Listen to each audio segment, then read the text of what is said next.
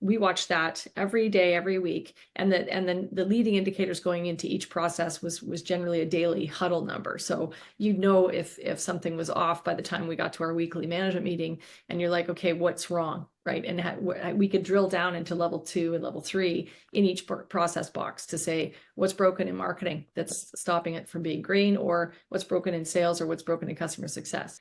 And when we got our core, and for us, the core values thing was really huge. When we finally got the right core values that really represented the 4 founders, and we started measuring our people against that, we had to get 50% of our people replaced, and we had 40 people.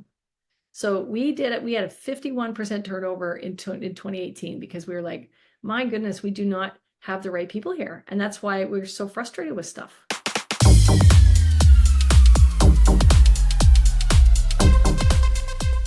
Hey, welcome to this week's episode of The Freedom Experience. I'm your host, Jean Moncrief, and my guest today is Catherine Dahl.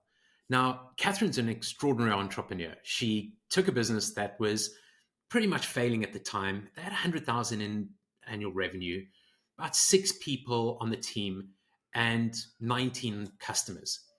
And over a 10-year period, she took that business to 20 million in annual recurring revenue, 146 people, 146 employees, and ultimately led them to an exit of over 100 million. So in this episode, Catherine shares her story of rebuilding Beanworks, including having to kind of remortgage a house to save the business, and ultimately to having to get rid of half of the team to build the culture that she wanted, a culture that would make sure that the business truly thrived. So Catherine shares, or she emphasizes the importance of hiring the right people and the difficulty she's faced to find those good people, particularly sales leads. It took her 7 times to find the right person to lead the sales organization or the sales function in her business.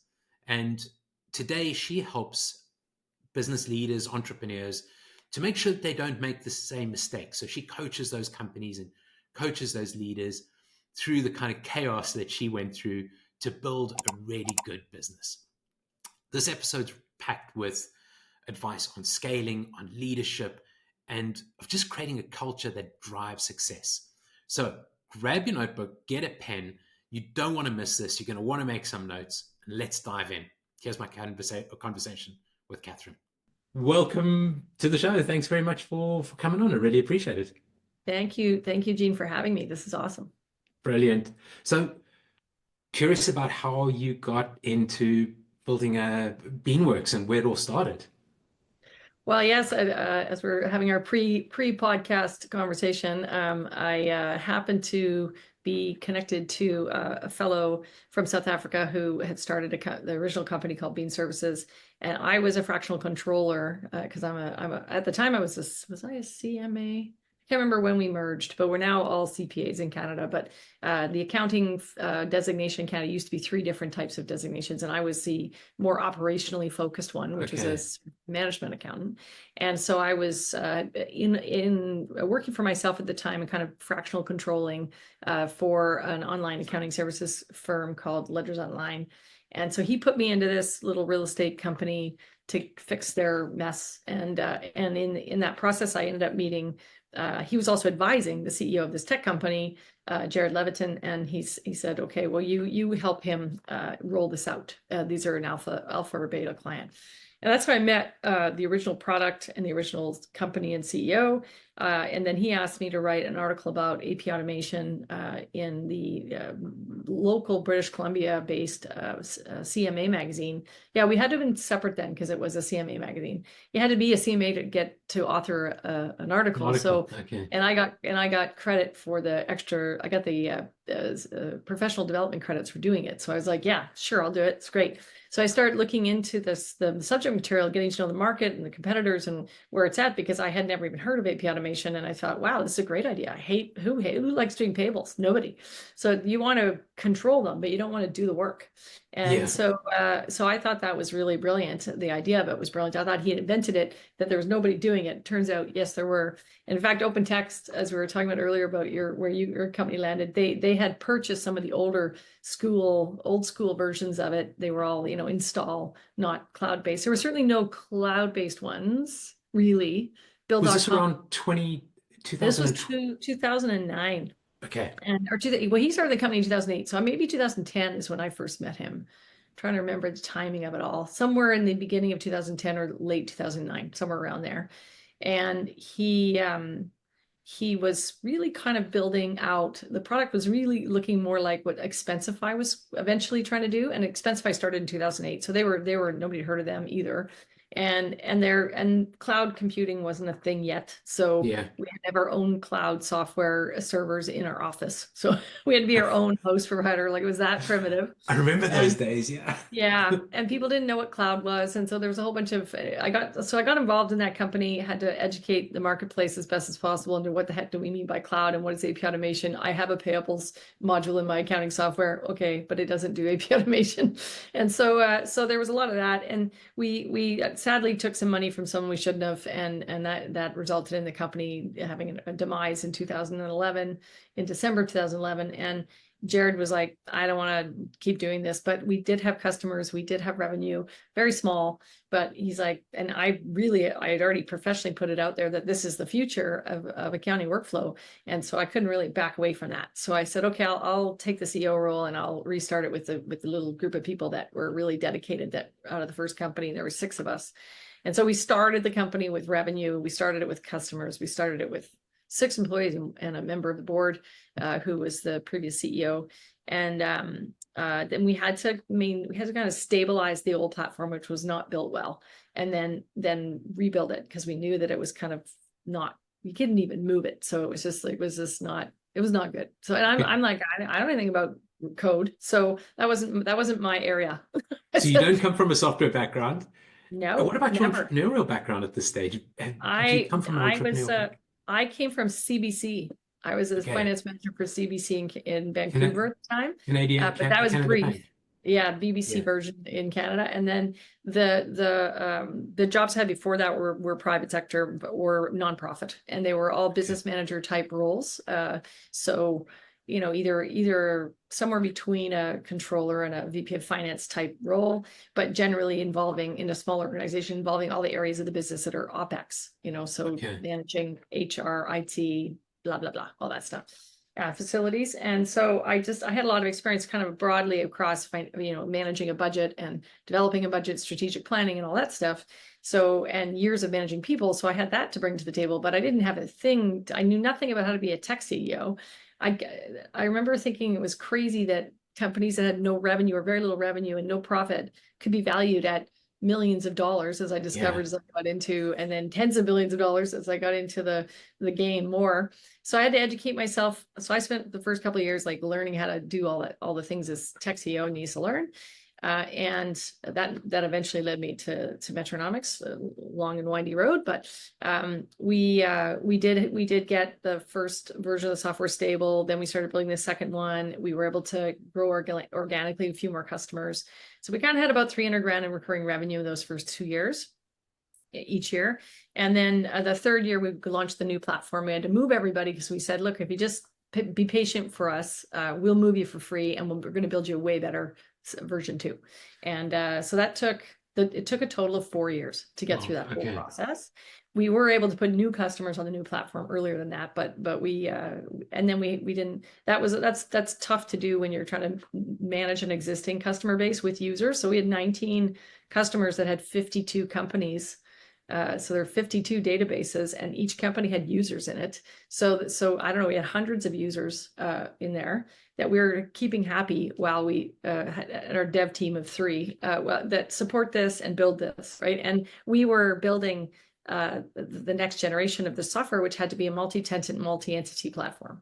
And nobody was doing that at the time, except for Salesforce. Yeah. So we're like, okay. And then we had to move it out of the States into Canada in order for Canadian companies to use it because of the rules at the time around information. Then we had to move it to Amazon Web Services when we realized we needed a different, more robust system. So we had all that going on too, which was crazy. And we always never quite had enough people.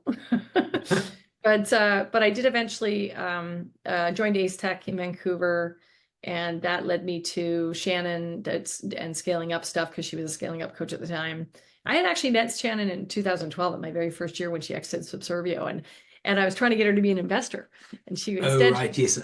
Okay. she just gave me some good advice. It's good for customers switch to annual billing, and I'm Which like, I hope was valuable in itself. it was actually that got us through year two, Yeah. and then it helped with future years. But most we did eventually end up like that. But a lot of customers didn't want to pay annual, so it was only sort of enterprise level customers are good with that. SMB market is not, so that's where we sat. No. The harder for them to come up with the cash in advance. So that's kind of how it got going. And then we built it up. We think we got up to about 7 million in revenue when we sold, and we sold in 2021.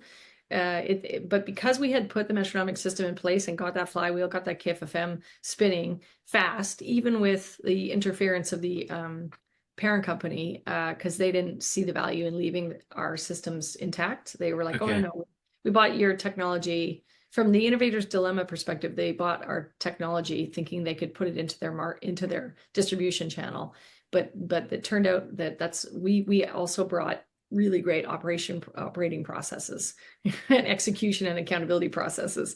And when they and that's what, and we had fantastic numbers that they were like, wow, if we could get this everywhere, that'd be great. So it's like, great, if you want that, and you need to do what we're doing.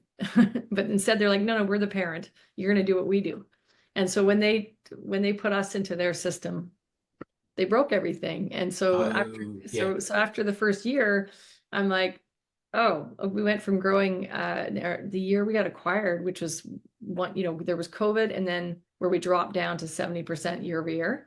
We went back up to 85 in 2021, and we would have tracked back up to our 100, which we were aiming for in 2022. But they started pulling apart the KFFM connections, and so who reported to whom, and who was Okay. accountable for what.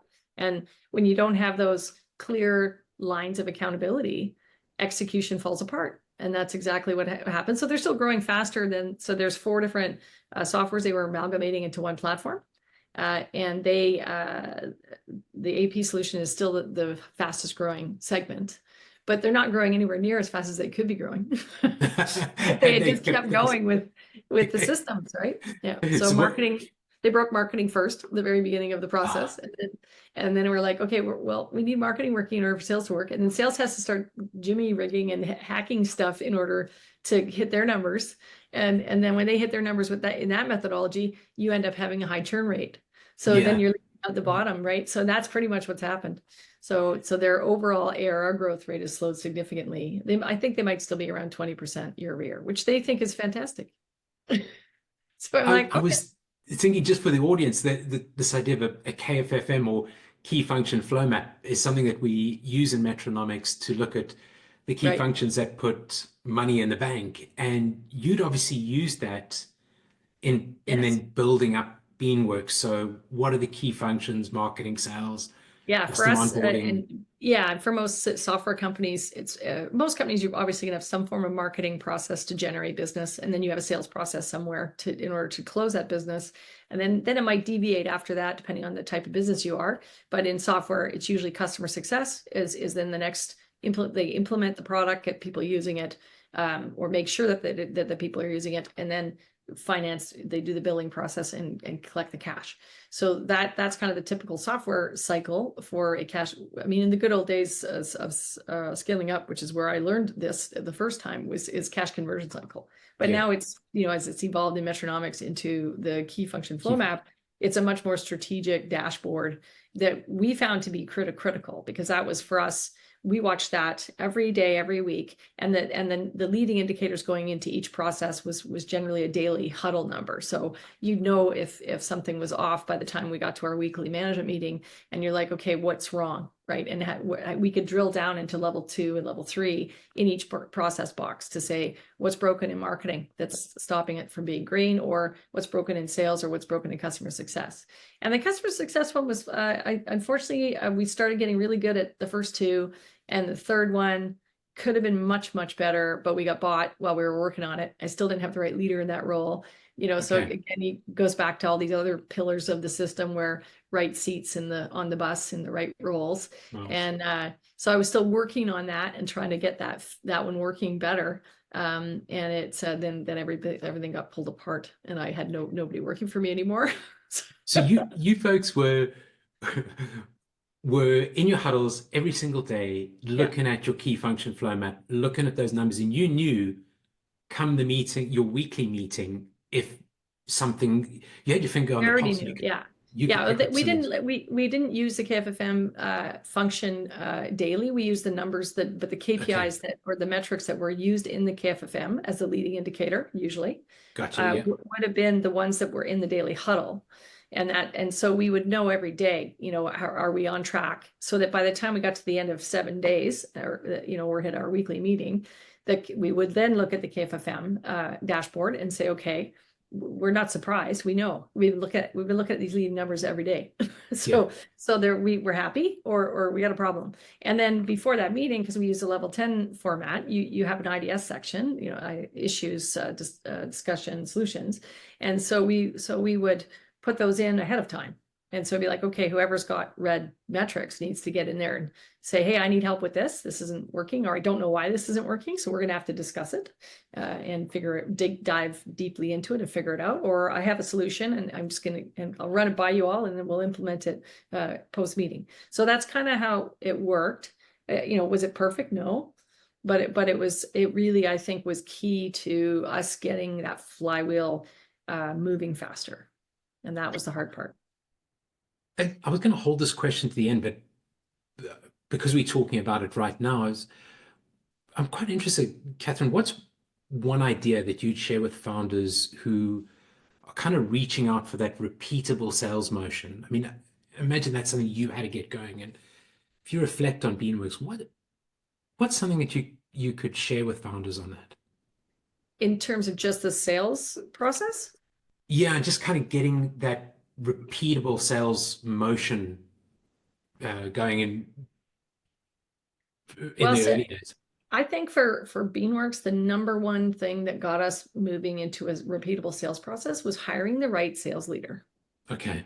I'm an Yeah. accountant, so I was working with various consultants and trying out various leaders. I had at least 3 or 4 that I'd hired that just nothing was happening. I'm like, they sounded great. They looked great on paper. They sounded great in the interview. But I had no way of really understanding until we started putting some of these KPIs in place, which this would have been in 2016. So it kind of started around 2015, 16 for when we started trying to do anything around like Rockefeller habits. And KFFM did not come till after that because Okay. that was later. But even just trying to understand, I can't figure out why we can't get our sales machine moving. I had to hire the right person. So I had one consultant who I was working with who was charging me the least of anyone I'd ever paid for any advice on sales. And I was reading, he and I were working together part-time. He was helping me to figure out if my current director of sales was the right fit. I also had a sales advisor. So I had 2 checkpoints. One, I was paying options. So I could say, okay, both of them are telling me that the paid guy's telling me this, maybe because I'm paying him. The other guy he's not going to get anything unless we're successful. so he's going to give me the truth, right? And he was Yeah. a really great sales leader. He sold his tech company the same year I sold mine for more than I sold mine for. And he was phenomenal, but he's definitely a sales leader, and he knew how to do it. So he could build his own sales cycle process. But I was not a sales leader. So my biggest struggle was really not even understanding that I didn't need to be a sales CEO, which I thought I had Okay. to be. I thought I had to Yeah, because somehow become an expert in a subject I didn't even like. So I was like, I don't like sales process. I'm not interested in sales process. I think the whole thing's yucky. I don't like calling people prospects as if yeah. they're like, even just the words bothered me. So I was like, I love the product.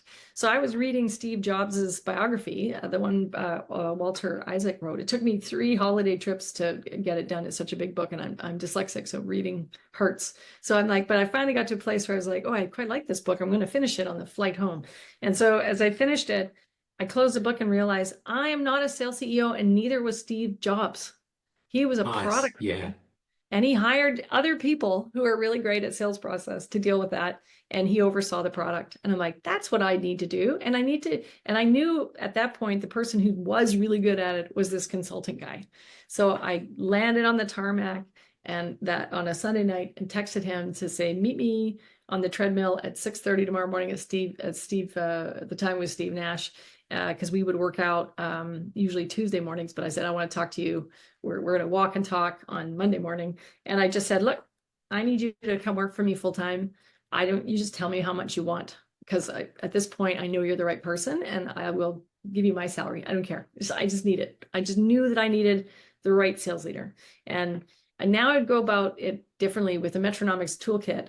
I could put together the right scorecard for a sales leader. I could access that easily through ChatGPT, through, a network of coaches or whatever. It's easy to now come put that together easier, and then therefore easier to hire. And as long as you can put accountability metrics to the functions, this is where I think a lot of people fail, is that they write a job description. They say, here's sales leader, you're supposed to do these things. And there's no key metrics other than lagging. Maybe a revenue metric might be in there, which is too late after, once you've missed it, you've missed it. Yeah. You can't go back and make revenue that was never there. So how can you tell within the first 60 days if your hire is the right one? And that is, I used to say to people, it took me 7 tries to get this guy. I had 7 different leaders before him.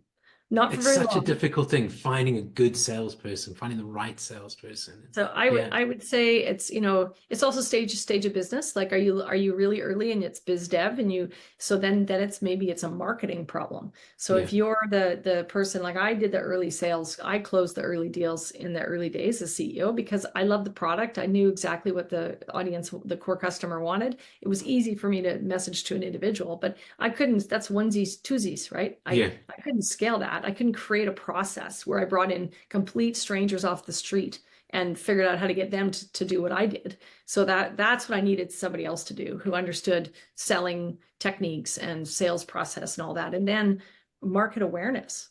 So if you're early stage, and it really does depend on your stage. Like when I brought Kareem in, I think maybe we're at $500,000 to $700,000 recurring revenue, maybe just shy of $1 million. I can't quite remember. But yeah, I'm going back in time. It's hard to say. Definitely less than $1 million for sure. And we blew. It took 6 years to get to $1 million. So let's do the math on that. So that was 2012, 2018. We crossed. Yeah. So I would have been probably in the $500,000 mark in terms of recurring revenue. Okay. And it took 18 months to kind of get everything moving, and then we crossed over $1 million and $2 million in the same year. Wow. Okay. So you just went hit that kind of magic 1 million ARR milestone. And then 2018, right? And we sold it 3 years later at 7 million. So we went from 1 million to 7 million in 3 years. And you sold the business for over 100 million. Yeah, because we had a huge multiple. Yeah. But that was good timing. 2021 was one of those bumper years. It's going to go down in history as like, the 2000 and 2007. Right before everything tanked. Everything did. Talking about that, did you have the exit in mind when you started the business, or very early on? Or? Oh yeah. So I had invested in the first company. Okay. And I lost that money. So I was able to, I'm like, I have to recoup that. So the only way I was going to recoup that was keep going and get my money back, because I borrowed it against my house. I'm like, I had a mortgage. I had to get that paid off, and I had no retirement plan. So there was no option. Work forever, or because I was never going to work in a place that would have a pension. Work forever and hope that my children do well and support me in my old age, or make this a success. That was it. I had a do or die situation. And my husband agreed that it was a do or die. And he used the product in his own company. He was an entrepreneur, but he had a lifestyle business, and he loved the product. He goes, this is a great product. I'm not even an accountant. This is a great product. I can use this easily. And I'm like, great. So he believed in it. So we kept putting more money in to the business in order to keep some level of equity for the exit. But we had a lot of people on our cap table, and we had a lot of founders, and and we brought some of the shareholders from the previous company who were not involved in the demise of it all, and gave them a bit of a lottery ticket. And at least two of them did extremely well, and the rest were okay, not great, but 2 of them got the type of return. Just they had to wait a long time. Was 10 years kind of on your mind, or did you have a Well, time? no, my Was gosh. Like when we started, I convinced the others that we could pull it off in 13 months, which oh is wow, okay. right. I had no idea what I was talking about. I don't have idea how long it takes to build software or scale a company. And then as we got going and the reality of it all sunk in, it was like, okay, everybody, we're all in. So let's just keep Okay. going. The only four founders really stuck around to take it to exit. And those were the four of us that kind of took it to exit were the most like-minded. Like that's where our core values came from. We all had the same work ethic. That's why even though we're all very different people, we really worked well together for the most part.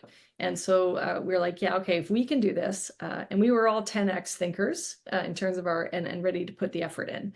Yeah. And so we just needed to find more people like us. And we made lots of hiring mistakes in the years before we figured out scorecards and actually get an HR person in who can run the top grading process for you properly and make sure you do reference checks the right way and all those things. Like again, all the tools. Yeah. And part of why I became a coach and what we're doing now with our roundtable effort, trying to get in earlier to companies that are smaller, earlier stage startups, earlier stage companies to say like, if you want to be successful, you need a growth system.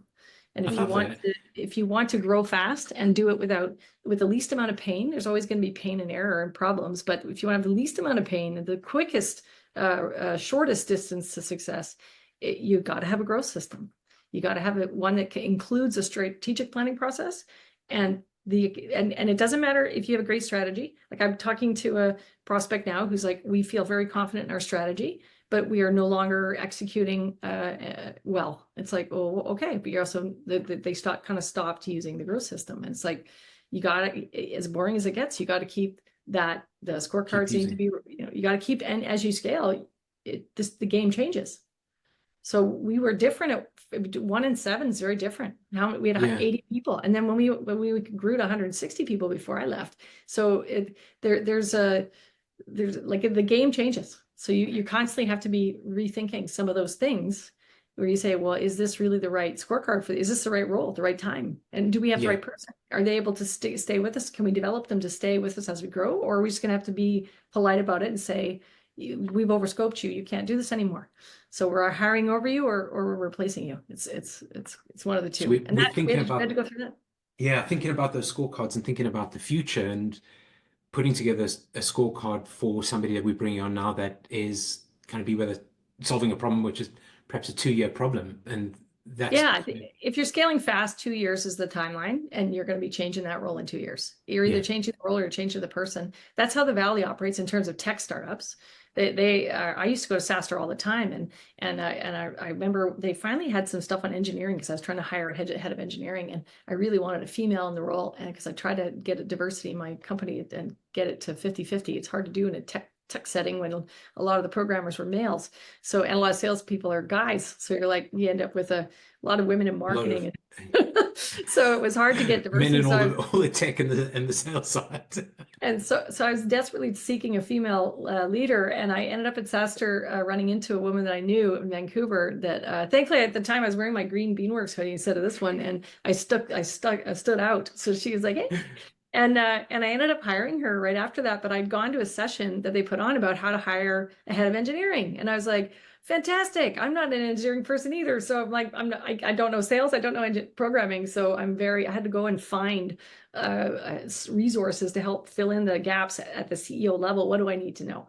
So this guy presented the 10 characteristics or functions, the 10 things a head of engineering does. Or well, maybe it wasn't even 10, might have been 7. And he goes, no, I think it was 10. He said, you can only optimize for 3. So you got to pick the 3 most important ones at your stage. And then he showed graphically, and I took photos of each, early stage, high growth stage, a little bit later stage, how those and the functions were the same in all 3 stages, but the varying degrees to how. So at the beginning, it was like a good programmer. Really have they have to be able to write code. Later on, they don't write any code. Right? They make sure somebody else does. But the function still sits at that the software gets produced, right? And so I was like, oh, right. I don't need a head of engineering to write code. I actually need a head of engineering who can manage chaos. Healthy chaos was on there. Manage healthy chaos was actually on there as a function. And I was like, I love that.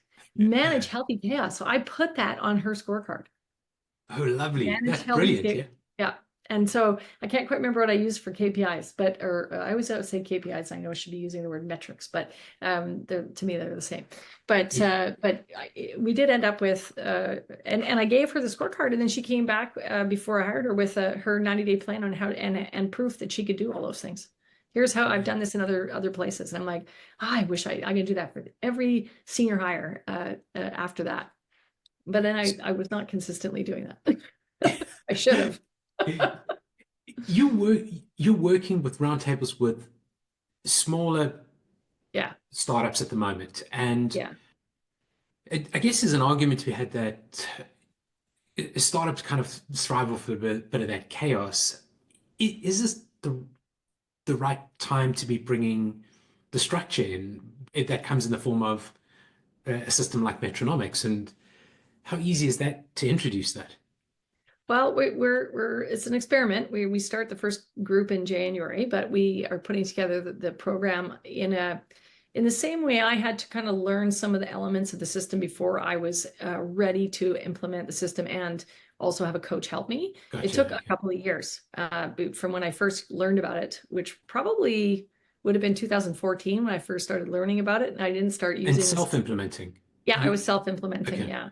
But I wasn't, and we were early stage, but I still had a pretty good sized management team. So the startups that we're working with in the roundtable are smaller than that. So they could be 3 people, they could be 7 people, they could be 10 people, but they're kind of in that like smaller size, and they have a smaller size management team. So they're not quite big enough to have a that two-day annual planning facilitation. A little hard to do that with 2 or 3 people, right? So but they can start putting some of the key execution pieces in. So you get them thinking about strategy, work on things like the market map, like they can start exercising those muscles, learn what they are, understand the order of events. Because the other thing that I think is really critical is, which I learned, I think, better from BE 2.0, reading that book, that the order of events is critical on that 1-page plan development. You need your core purpose first. Then you need your BHAG. Then you need your core values. There's no point in setting priorities when you haven't done that. There's no point in creating a scorecard for a job if you haven't got those 3 things. And then you need your 3HAG. And in BE 2.0, at least he's moved from a 5-year plan to a 3 to 5 year plan. Yeah. So 3 years fits better. I agree with it being a shorter window of time. And if you get them in that order, then it gets pretty clear what you need to do. So I do think you can do that from day one. And Shannon says that about Subservio. There were 2 people in that company when they started, and she said they had daily huddles from day one, and they did their 36-month plan. They did everything, and there were only 2 people. And they sold the company in 36 months. Getting those habits in from day one, and way better, especially hiring, right? Like, I don't know about if you think back to your company experience, if you'd had scorecards from day one for your very first hire, and the top grading hiring methodology in place from day one, you'd make way less hiring mistakes. And when we got our core, and for us, the core values thing was really huge. When we finally got the right core values that really represented the 4 founders, and we started measuring our people against that, we had to get 50% of our people replaced, and we had 40 people. So we did it. We had a 51% turnover in 2018 because we were like, my goodness, we do not have the right people here. And that's why we're so frustrated with stuff. And when we flipped into hiring for core values as well as skill set, then we ended up with a totally different vibe and culture. And it was so much fun. Like, yes, funny. I was going to ask you about the Beanworks culture, but it was sounds very culty, but like in a good way. I had one bad review on Glassdoor that talked about our cult environment, and everything this person described in the Glassdoor review was all the Rockefeller habits things.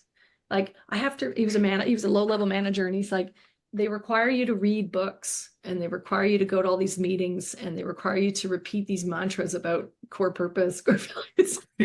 I'm like, so I was said to my HR person, don't take that down. Make sure that stays there. Anyone who reads it and doesn't like attract it, those.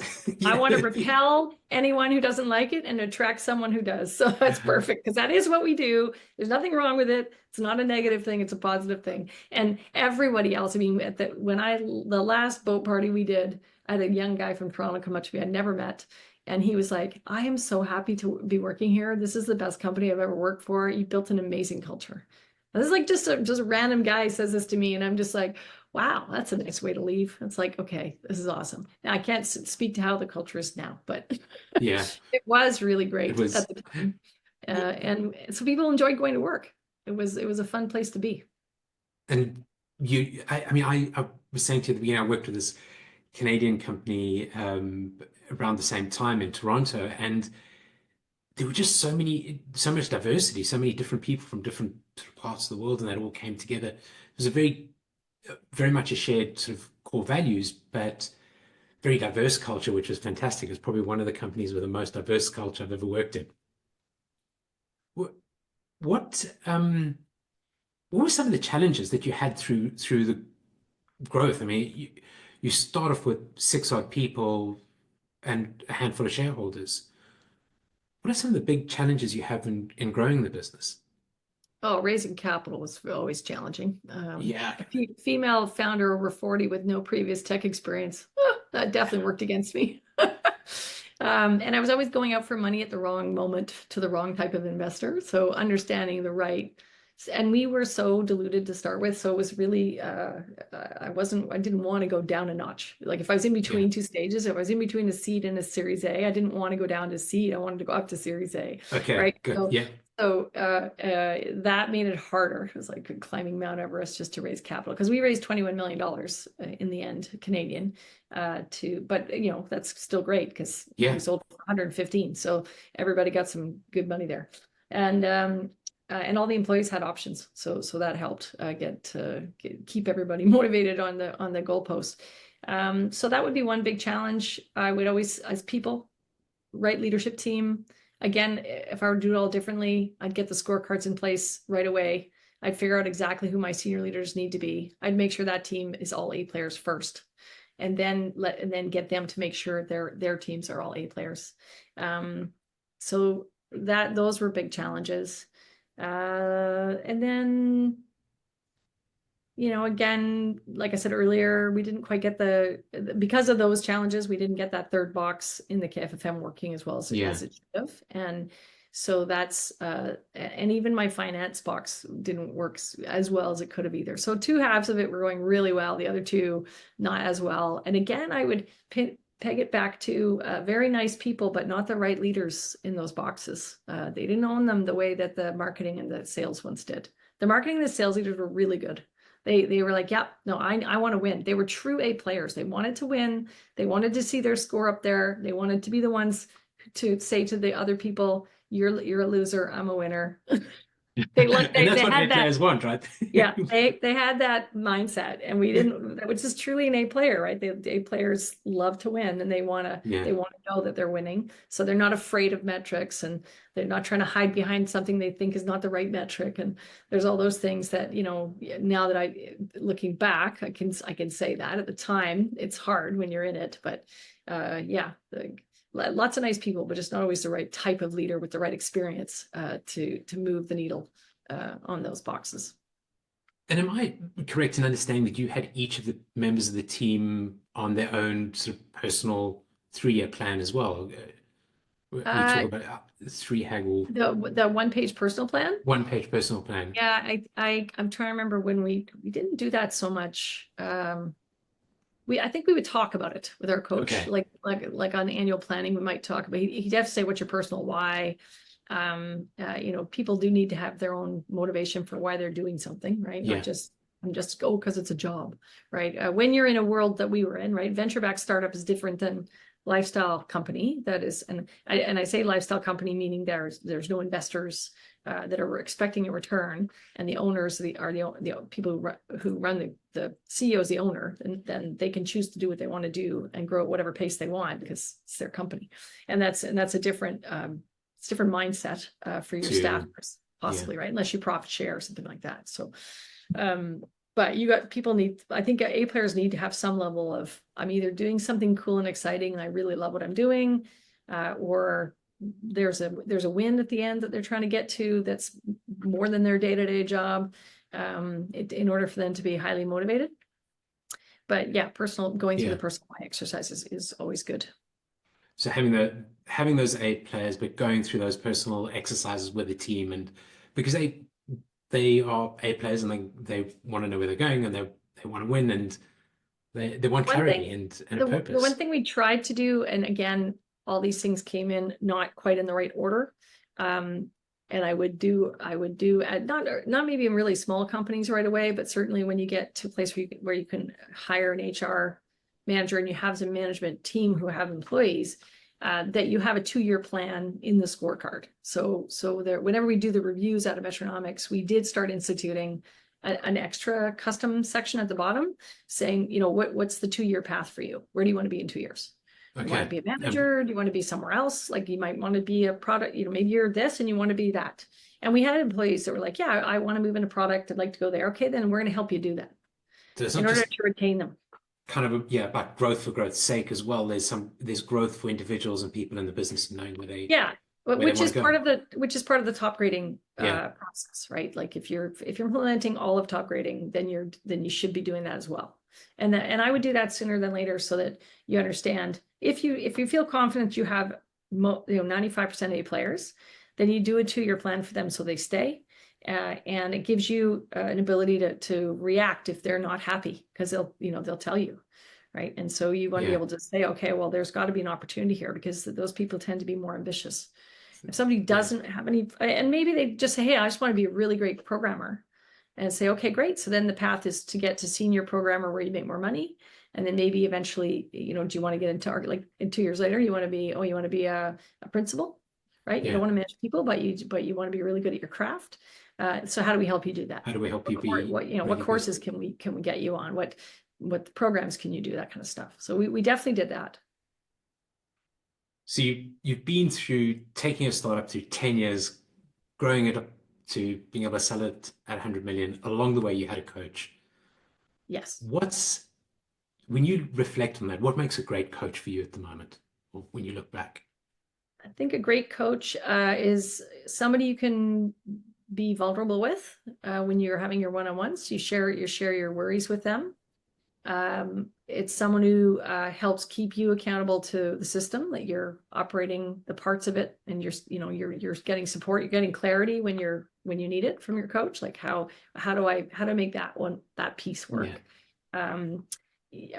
For me, it was confidence building. Like I needed someone to tell me I could do this, as in be a CEO of a tech company when I'd never done that before. And so those were the big things that I got from coaching that continued to make the coaching very, very valuable to me. I've become friends with my coach. He's now my mentor coach. Okay. He's that's Damien, yeah, Damien. I had him for 6 years.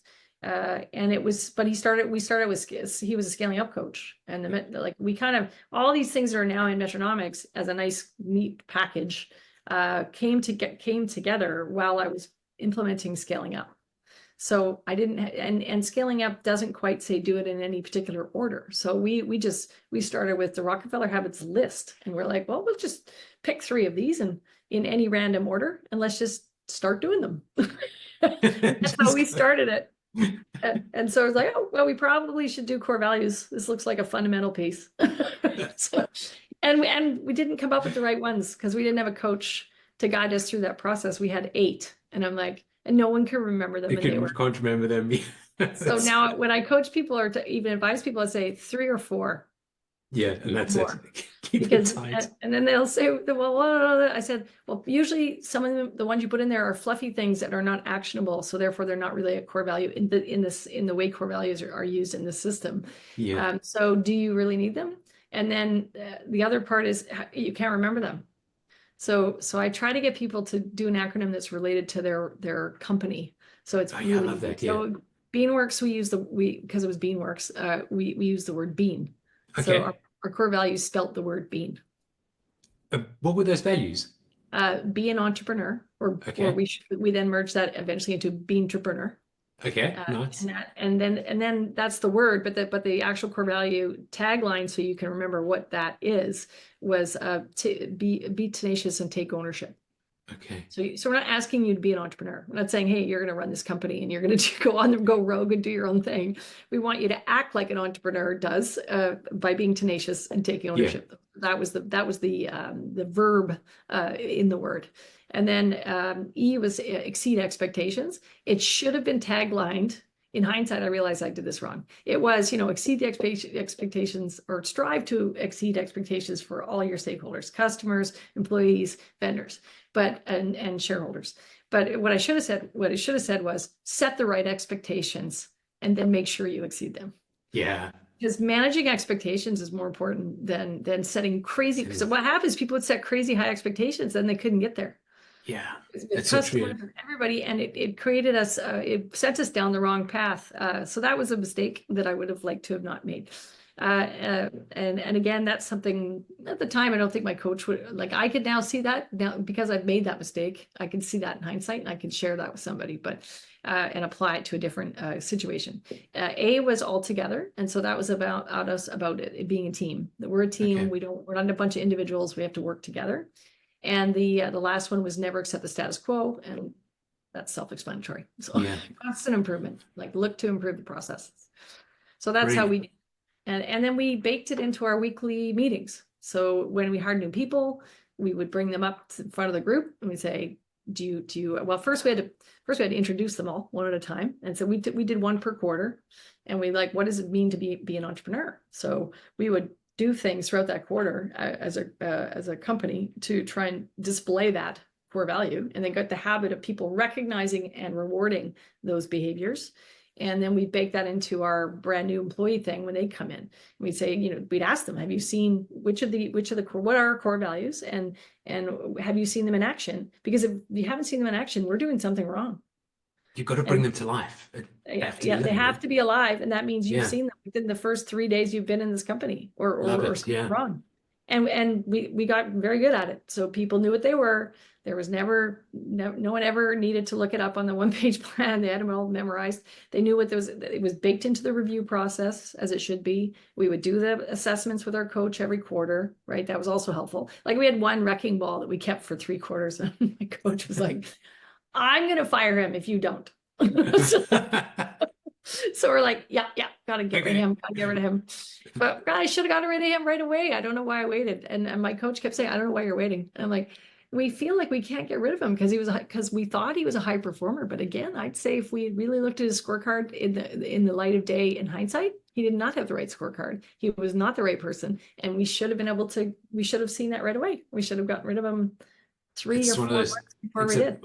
yeah, all of us as owners, do we take too long, wait too long to make those difficult decisions? And I would say we wouldn't have seen any of that without a coach.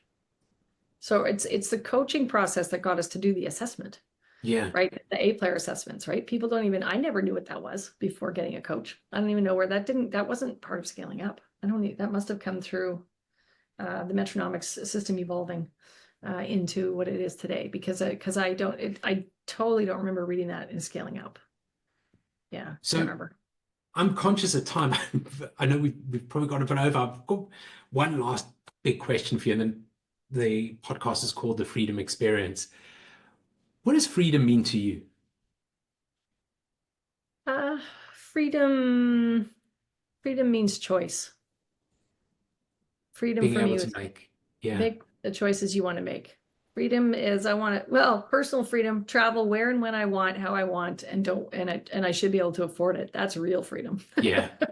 But that's very few people get that. Maybe Bill Gates and Oprah Winfrey. I was thinking back to you, what you said at the beginning, putting the whole house on the line, and oh yeah, I risked it you had to all. make this happen. You risked this all Yeah, For I freedom would. at the end, yes. And I did, and my goal was freedom. I'm old enough to be in the genre of people who may remember the commercials about Freedom 55, the Okay. insurance companies.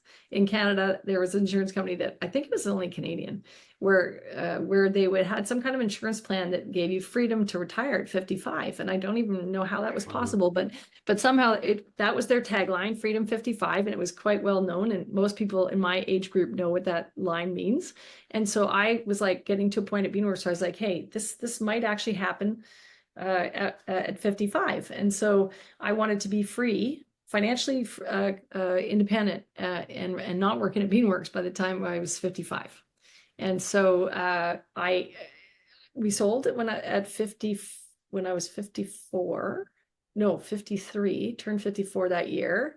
And wait, let me get this right. Because the summer I turned 55, which was last year, I was out. So I must have sold at 51. No, 52. And either way, the 3-year window that I was supposed to stay was going to be 56. So I said, okay, it's freedom 56 before I get my earnout piece at the end. But they let me out a year early. So You got out earlier. You escaped early. 1 year early. 1 So year I early. escaped a year early, and I was actually done by the time I turned 55. So I was like, yeah. So I said, I made it. I made the freedom 55. That Did was my you BHAG. did you have any of that kind of the day after the exit, the day after that, the freedom, any kind of, well, what's my purpose now? What? Oh yeah, yeah. I'm still in that.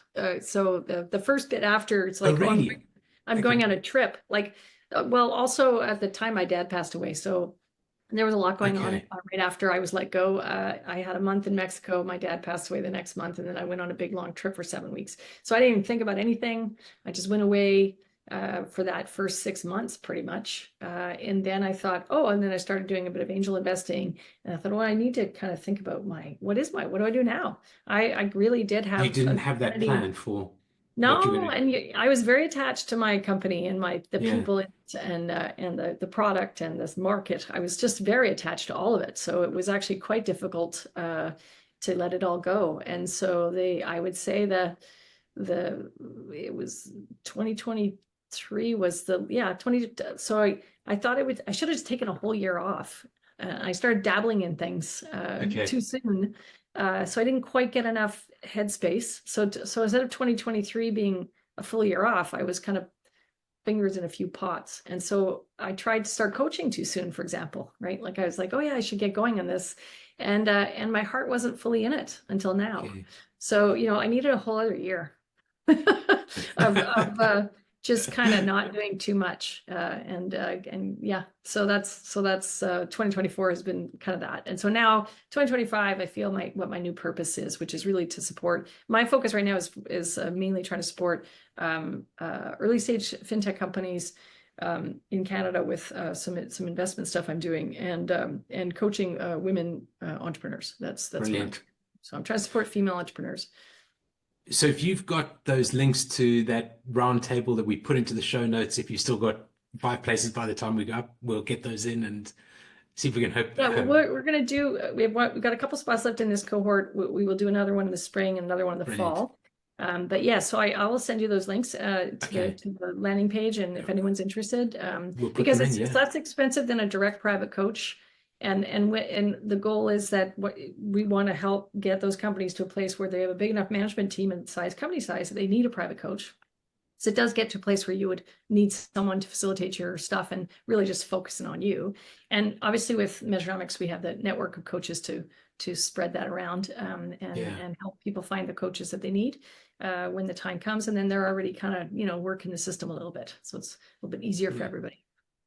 Well, I really appreciate you coming on. I really appreciate you spending some time with me and telling me a bit about your story. It's been fantastic, Catherine. Thanks very much. This has been great fun. I really appreciate you having me on.